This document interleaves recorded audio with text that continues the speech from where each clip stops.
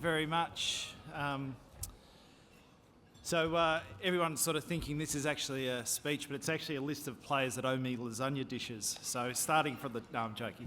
I want to just thank you all for being here. I think it's just in the couple of weeks of reflection, it's great just to see the support for AFLW and what a great competition it is. And it's a great thing to be a part of. And I think we'll all, everyone in this room will reflect at some stage over the years and just look back, why it's going through its infancy and now it's starting to mature as a competition, and it's providing jobs for people, it's providing opportunities for people.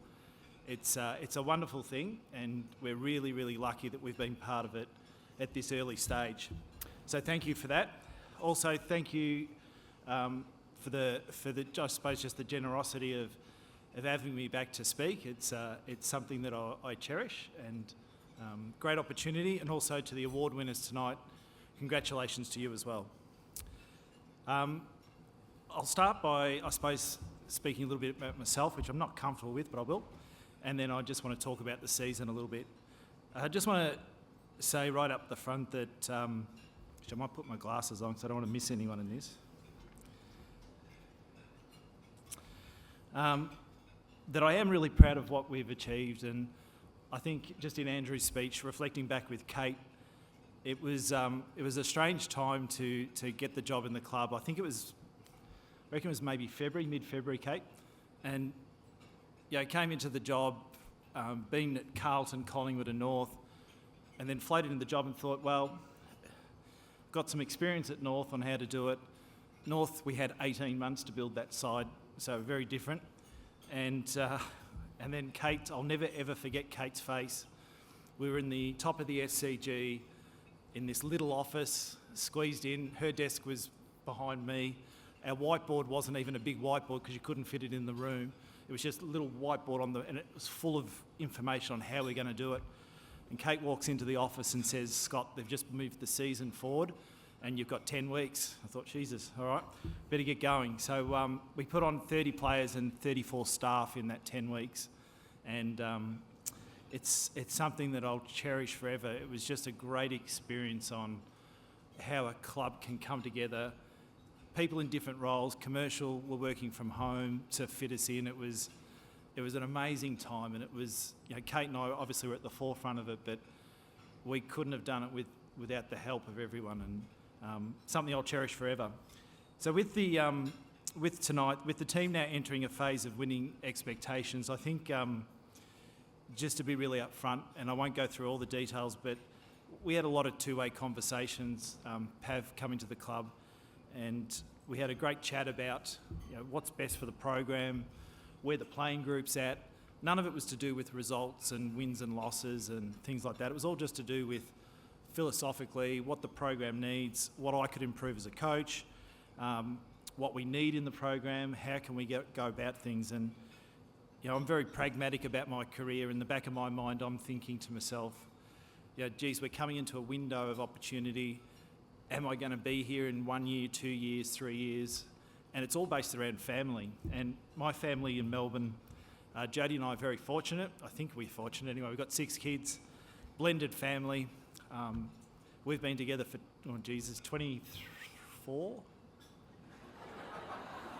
23, how long, Jodie? 24 years, 21st wedding anniversary tomorrow. Thank you. Hopefully I get there. But it's, we've got 6 kids and our kids are in their early 20s, mid-20s, similar to the playing group. And my decision, I suppose, was really reflected around that. And we had our first grandchild on Tuesday. So thank you. And although it was she's had a hell of a time with all sorts of different things, but all healthy and well. We're going down to Melbourne tomorrow morning. Our first child is getting married, so that's also happening. So there's a lot of stuff going on with the kids, and I just think the job is all encompassing, and to do the job, 100% properly, I probably thought that you could do it and have your removed from your family, if you like, and use FaceTime and fly back and forward and do all the rest, but that all takes a toll in the end. And I just think that it's, having now that the decision's been made, it's funny. I landed in Melbourne the other day to see the kids, and it still doesn't feel like home. And Jody will kill me for saying this, but I must admit I did fleet through my mind, and I thought I actually felt at peace with the decisions, and just knowing that I could be there for the kids, I could do what I needed to do, and just be a dad, I suppose, and now a granddad, and it's those things. It probably wasn't fair for the playing group, to have me in the mindset of being pulled from there to there. And going forward, it was just a time of reflection. And the reflection really says that the program is so well set up, not because of just the work I've done, but of the work of many, many people. And it's in a great place, and I'm going to be the first one to cheer the group on when they play in their first grand final. And no matter if I'm at another club or whatever I'm doing, I just want you all to know that, I'll be there with you. So Jody and I have loved living in Sydney, and it has been an experience of a lifetime. 4 years, and so much has happened. From moving up, both obviously survived our cancer scares that we had in 2023. We moved house 3 times, built a footy team, and played some finals footy in 1 year. So a lot has happened. I just wanted to, they're the main reasons, by the way, of why the decision was reached. So I just wanted to be upfront and let you all know that. But I also just wanted to highlight some of the things on my reflections that I have. And I have 5 things here. I think thinking back now, the first signing, the first player we actually signed, which was Ruby Sargent-Wilson. The look on Ruby's face in that room when we presented a jumper to her was priceless, and something I'll remember forever. To Brooke Lachlan. Brooke Lachlan was actually the first key player in AFLW to sign with us, so thank you, Brooke. There were so many players we approached. Kate and I had so much dinner. I think we put on 10 kilos in dinners, spent the entire budget. Sorry, Andrew. But it was an amazing time just to get constantly rejected. And Brooke took a risk, and it started. There always has to be someone first, right? And with Brooke's, I suppose, gamble, if you like, because it was a gamble with us, she put her hand up and said, "No, I'm in." She loved what she heard, and bought in, and that started a chain reaction. So Brooke should be remembered for that for a long time. It's great to see her coaching now. Sophia Hurley and Mon Ham played a big part as well. They nominated New South Wales in what was a state-based draft. And again, that started I suppose, a murmur in the industry that we were serious, but also that there were players of that calibre that were prepared to back us in. And that went a long way as well to allowing other players to have the confidence in what we were doing. And I think I can't go past the first game at North Sydney Oval against St Kilda. It was more relief, to be honest, that we actually got the team on the park and playing some sort of brand of footy. And although we didn't win that game, the look on people's faces is something I've reflected on over the last couple of weeks, and the steering committee, to Kate, to everybody that had just worked so hard. And I was probably more disappointed with the actual footy going on the park, but post-game, the relief and enjoyment that so many people that had worked so hard to get was a highlight, and which led into our second season and our first win against the Giants, going on playing finals and making that first finals win with the Gold Coast was a highlight as well. Andrew touched on passing the baton, and I've actually got it written down here. I think overall, when you do get back, and it's hard when you're in it, like when it's hard, and we're in trade period at the moment and busy, and academy and all the rest of it, but the passing the baton thing is actually one of the greatest things that anyone can do. It's probably the hardest thing to do, but sometimes you do it through choice, sometimes you don't get to choose, and other times there's a bit of a conversation. And it may sound strange, but I've thought about that privilege, and I think I try to look at all the positives. I'm very pragmatic with my career, and I think that might be one of the highlights, is actually getting to pass on and see someone else come in and take it to the next level. And that's going to be an amazing thing to watch. And it may sound funny saying that, but I think passing the baton is, if it's not the first thing, it's probably the second thing from a highlight point of view for me anyway.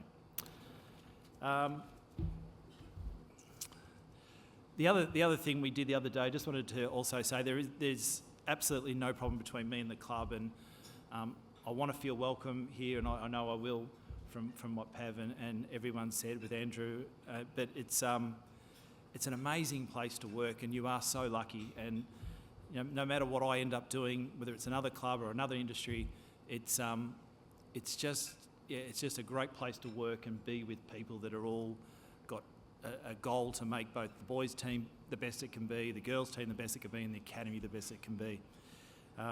So I think they're probably my reflections. Also went out for lunch with Andrew the other day, which was great. He was obviously running late.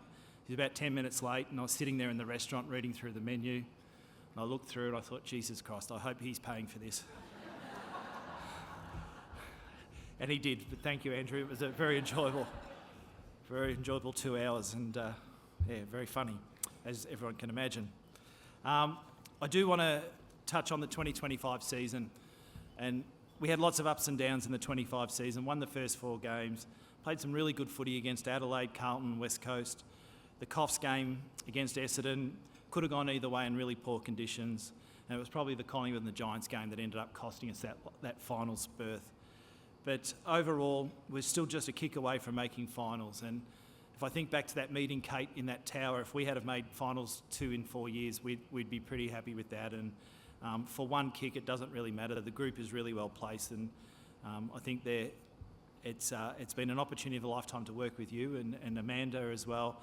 The program's in a great spot. Injuries did hurt us again. They hurt us in 2024 in a different way, but they hurt us a little bit differently in 2025. Again, just reflecting, we had our top 6 players only played 5 games together this year, and that hurts any team. And just to give you perspective, that was about ranked 13th in the competition. Brisbane and North Melbourne were ranked 1 and 3, so it sort of makes a big difference to a team. So hopefully we can get a really good run at it next year. Still say we can get a good run at it next year, and we can really do something special. It's not far away, and you've just got to believe. And I think the other thing I just wanted to reflect on with the playing group is just how driven they were to perform this year. And you can look at the ladder results, but you've got to remember we had the 6th best percentage in the competition. Percentage is a really good evener of how you're actually travelling. And but the way they worked in the pre-season phase, through pre-season, the dedication the players showed was amazing. The work of Sean Hardy coming into that position and how he got the girls fit enough and to play a certain way, the determination of the group and our players' improvement overall was really, really positive. 2025 also saw some great individual growth with the players. The continued development of Holly Cooper, Sarah Grundon, Alice Mitchell and Cynthia Hamilton. The young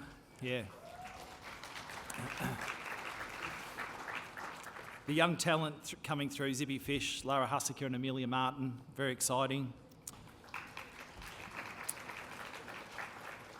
The players who moved into elite status in the competition, Mon Ham, Laura Gardner, Soph Hurley and Tanya Kennedy. I think the group is set up to continue on the journey under the leadership that will come into the club and someone that will pick up the baton. Lucy McAvoy and Chloe Malloy, thank you for your support as well as leaders. To Priv and Maddie, just 2 special people, and you should be very, very proud of your careers. And I've had a bit of a journey with Priv. So Priv and I were at Carlton together in 2017,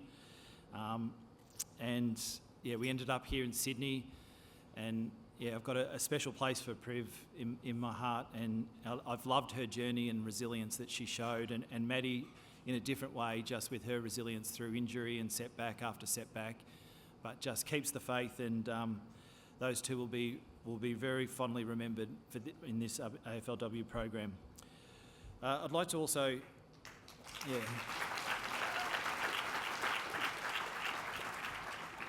like to also finish, just say thank you very much to the partners and families, and it's the part of the reason that I'm moving back to Melbourne is because of family. But you play such a critical role to get what we need to get done every day, and it's really important. So thank you all for your support.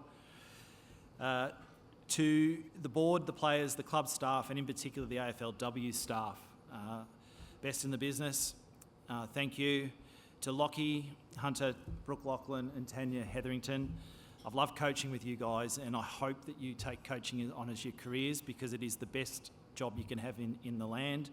And I know two of you are on the start of your journey with it, but stick at it, because it's a lot of fun, a lot of ups and downs, but it's a great career, and you're both going to be very good at it, so keep on the journey with it. To Nick Davis and Bron Goulden, who were also line coaches during my time there, thank you to both of you and the support that you've given a lot of players and a lot of people in the room, and look forward to having a coffee down at Bron's Caravan very soon. To Amanda, Tom and Andrew in particular, thank you for trusting in me, and to Pav, thank you for your open and honest conversations we've had. It's made a big difference in getting some clarity, and I really appreciate that very much. To the amazing supporters and members, sponsors and the people who just put their hard-earned cash into us, it's amazing, and just wow. I'm blown away by the support that we get, and it's all to do with connections and people, and I just can't thank you enough for the support that you give the girls and our program. I was messaging Kate during the week and found out that we've had 46 players go through the program so far in my time, and that's a lot that have played and represented the jumper. I wish to thank each one of them and all the staff that were with us in the first years as well. This experience has been an experience of a lifetime, and I don't see this as the end. I just see this as a time to move on and do what's right for both the program and myself. I'll always consider the Swans part of my DNA now, and that is a great privilege. Coxie said to me after the announcement that once a blood, always a blood, and I think that that was a big thing, and I do feel that, and I want to thank you all very much. I still have a great passion for W and always will, and I just want to see the game grow. But yeah, thank you very much for all your support.